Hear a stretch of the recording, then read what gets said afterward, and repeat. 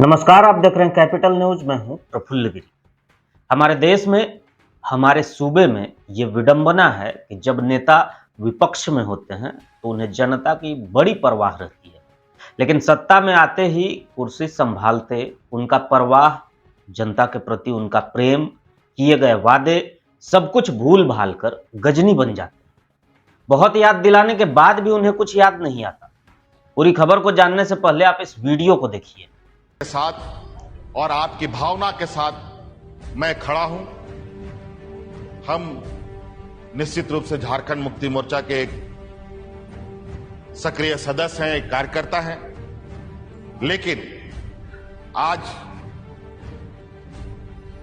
आपके इस सभा में मैं आपको आश्वस्त करना चाहूंगा, कल को मुझे इस राज्य को नेतृत्व करने का मौका मिलेगा तो आपके 60 साल का जो गारंटी है वो भी हम देने का काम करेंगे। आपके अस्थायीकरण करने का भी दिशा में हम आगे बढ़ेंगे ताकि आपको कोई भी असुरक्षा का भाव ना उत्पन्न हो और समान काम समान वेतन का भी हम व्यवस्था करेंगे।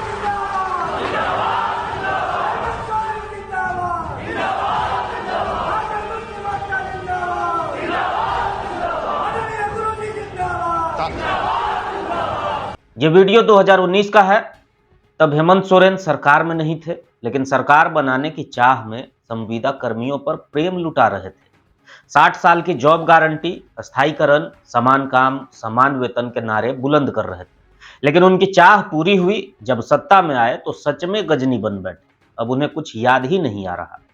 आप अपने स्क्रीन पर चल रही इस नारेबाजी को देखिए। हेमंत सरकार के खिलाफ नारेबाजी कर रहे और अनिश्चितकालीन हड़ताल पर बैठे ये लोग मनरेगा कर्मी, पलामू के 350 मनरेगा कर्मी, जिनमें रोजगार सेवक, बीपीओ, जेई और एई शामिल हैं, ये सब आंदोलन पर हैं। 22 जुलाई से चल रहा ये आंदोलन जारी है, लेकिन सरकार के कान पर जू नहीं रेंग रही। अब तक उनके हड़ताल को समाप्त करने की कोई माकूल कोशिश भी नहीं की। अब उनके हड़ताल से सरकार पर कोई फर्क पड़े या ना पड़े, लेकिन हजारों लाखों मजदूरों पर जरूर फर्क पड़ रहा है, जो पहले बालू की मार झेल रहे थे और बालू नहीं होने की वजह से उन्हें काम नहीं मिल पा रहा था, और अब मनरेगा का काम भी बिल्कुल बंद हो चुका है। बात जब आम व्यक्ति की हो, गरीब मजदूर की हो, तो कितनी दिलचस्पी दिखाई जाती है, ये किसी से छुपा हुआ नहीं है। वोट के लिए जरूर आम आवाम की बात होती है, लेकिन हकीकत कुछ और है।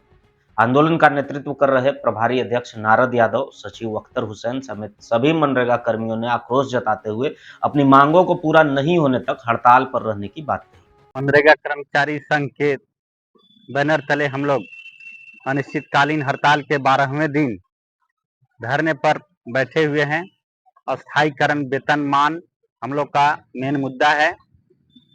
और माननीय हेमंत सोरेन जी जब चुनावी दौर था तो उन्होंने वादा किया था, पलामू के जिलाध्यक्ष जो हमारे जेएमएम के हैं उनके यहाँ रात्रि चौपाल हुआ था, उसमें आकर के वादा किए थे कि संविदा जैसा जो कोर शब्द है हमारे राज्य में नहीं रहेगा। हमारा जब सरकार बनेगा तो हम सभी संविदा कर्मियों को अस्थायीकरण और वेतनमान देने का काम करेंगे।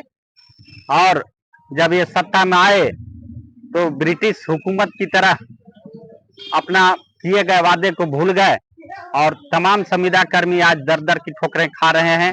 17 वर्षों से हम लोगों ने जो अल्प मानदेय में काम किया है, अपने परिवार, अपने बाल बच्चों के साथ आर्थिक समझौता करके आर्थिक गुलामी जो सहन किए हैं, अब बर्दाश्त से बाहर है। और हम लोग अपने मांग को लेकर के अड़े हुए हैं। जब तक हमारा मांग पूरा नहीं होता है तब तक हम लोग अनिश्चितकालीन धरने पर बैठेंगे। इसके लिए चाहे जो झेलना पड़े, ऐसे 17 साल से हम लोग झेल रहे हैं। माननीय मुख्यमंत्री, माननीय मंत्री डॉक्टर इरफान अंसारी जी के द्वारा सकारात्मक आश्वासन दिया जा रहा है, लेकिन उनके छलावे और बहकावे में आने वाले मनरेगा कर्मी इस बार नहीं है।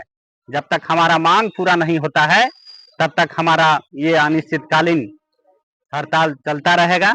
इस बार हम लोग का मुद्दा मांग सिर्फ यही है सरकार से कि हमारा अस्थायी कीजिए, वेतनमान दीजिए। इसके अलावा कोई भी मांग नहीं है, क्योंकि 17 वर्षों से लगातार सरकार के द्वारा हम लोगों के साथ छल किया गया है और हम लोग आर्थिक गुलामी के शिकार हैं।